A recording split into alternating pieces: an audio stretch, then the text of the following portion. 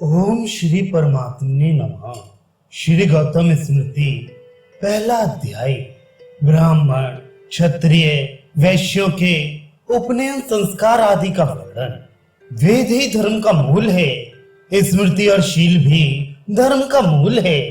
धर्म का व्यतिक्रम और साहस भी दृष्टि आता है, परंतु महापुरुषों का कर्म कोई दृष्ट अर्थ नहीं है।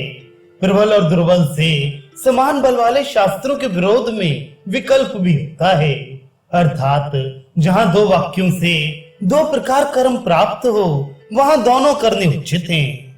ब्राह्मण का 8 या 9 वर्ष में यज्ञोपवीत करे, यदि ब्रह्म तेज की इच्छा करे तो 5वें वर्ष में भी हो सकता है। 5वें वर्ष की गणना गर्व से कर ले। यह यज्ञोपवीत दूसरा जन्म है जिससे आचार्य वेद का उपदेश करता है। क्षत्रिय और वैश्य का क्रमानुसार 11 और 12 वर्ष तक यज्ञोपवीत करने का विधान है।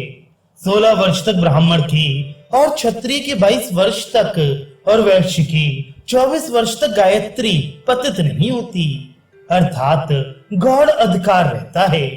उपनयन के समय ब्राह्मण क्षत्रिय वैश्य यथाक्रम से मेखला मूंज की और सूत की झिया और मूर्वा की बनाए, और काले तथा रूरू मृग का और मेंढे का चर्म, सन, रेशम और कुशा इनके वस्त्र बनाए।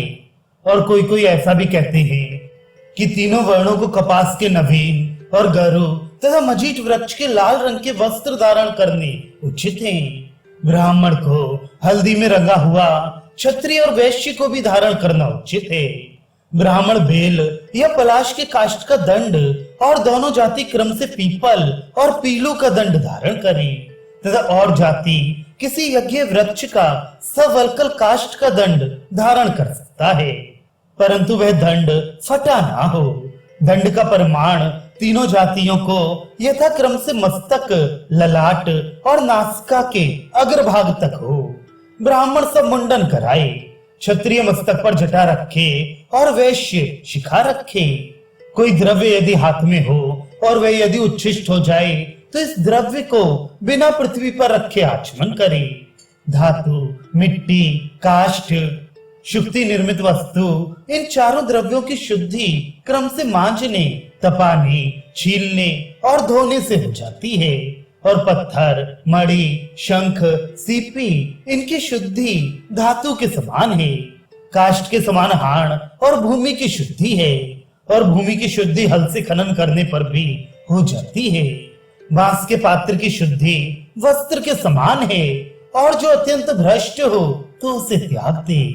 पूर्व या उत्तर को मुख करके शौच का प्रारंभ करे। पवित्र स्थान में बैठकर दोनों घुटनों के भीतरी दाहिनी भुजा को रखकर नियम सहित यज्ञोपवीत धारण कर मणिबंध तक दोनों हाथों को धोकर मौन धारण कर हृदय का स्पर्श कर 3 या 4 बार जल से आचमन करे और 2 बार मुख का मार्जन करे। पैरों को छिड़के और सिर के 7 छिद्रों को स्पर्श करे। फिर मूर्धा पर भी जल का स्पर्श करे। यदि जिह्वा से स्पर्श ना हो तो दांतों में लगा अन्न आदि दांतों के ही समान है। और कोई कोई ऐसा भी कहते हैं कि जब तक वह दांतों से पृथक ना हो तब तक ही दांतों के समान है, और पृथक होने पर आस्राव के समान हो जाता है। इस कारण उसको मुख से बाहर निकालने से ही शुद्धि होती है। जो मुख की बूंद अपने शरीर पर गिर जाए उससे शरीर अशुद्ध नहीं होता।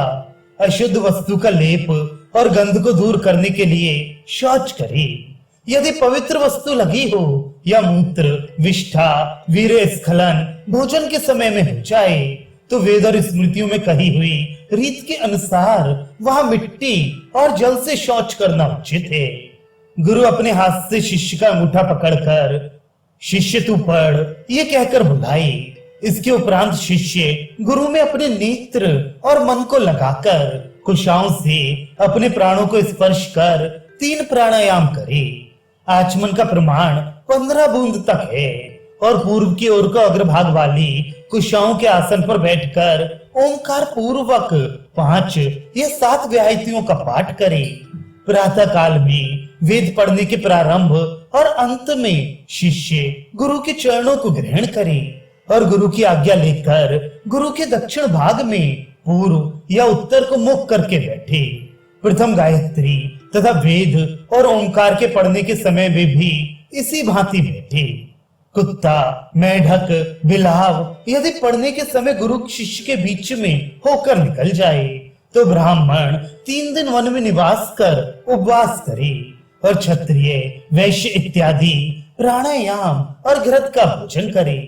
शमशान के निकट जो पड़ता है उसके लिए भी यही प्रायश्चित है।